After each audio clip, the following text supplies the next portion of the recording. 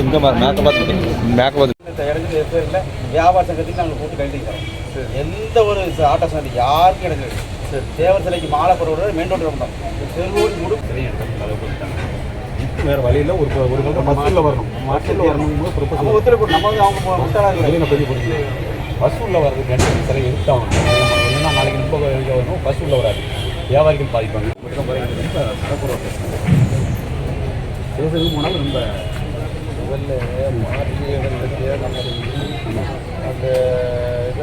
சமீபத்தில் வள்ளியூர் சிறப்பு நிலை பேரூராட்சியிலிருந்து ஒரு அறிவிப்பு வெளிவந்தது பொதுமக்களுக்காக. அதில் என்னமோ போக்குவரத்துக்கு இந்த நேதாஜி சுபாஷ் சந்திர போஸ் அவர்களுடைய திருவுருவச் சிலையும் தேவர் திருமகனாருடைய திருவுருவச் சிலையும் போக்குவரத்துக்கு பாதிப்பு உண்டாக்கக்கூடிய இடத்துல இருக்குது. அதை மாற்றி அமைக்கணும். அது சம்பந்தமாக நாங்கள் ஒரு கலந்தாலோசனை கூட்டம் வச்சுருக்கோம். இன்னும் அறிவிப்பு வந்தது. அந்த அறிவிப்பு ஏதோ உள்நோக்கம் உள்ளதாக எனக்கு படுகிறது.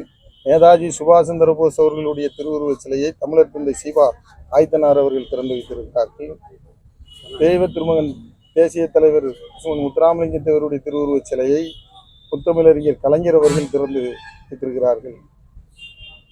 இருவரும் தலைவர்களுடைய திருவுருவச் சிலையை 5 முறை தமிழகத்தை ஆண்ட முதல்வர் கருணாநிதி அவர்கள் கலைஞர் அவர்கள் திறந்து வைத்த சிலையை எடுத்தோம் கவுர்த்தோம் என்று மாற்றியமைக்க நிர்வாகம் பேரூராட்சி சிறப்பு நிலை பேரூராட்சி நிர்வாகம் எடுத்திருப்பது மிகவும் கவனமாக கையாள வேண்டிய விஷயம்.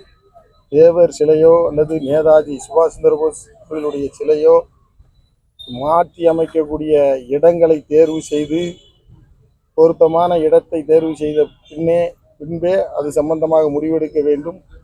சிலை விஷயத்தில் மிகவும் கவனமாக பேரூராட்சி கையாள வேண்டும் அந்த விஷயத்தை. என பெரிய பின் விளைவுகளை சந்திக்க நேரிடும்.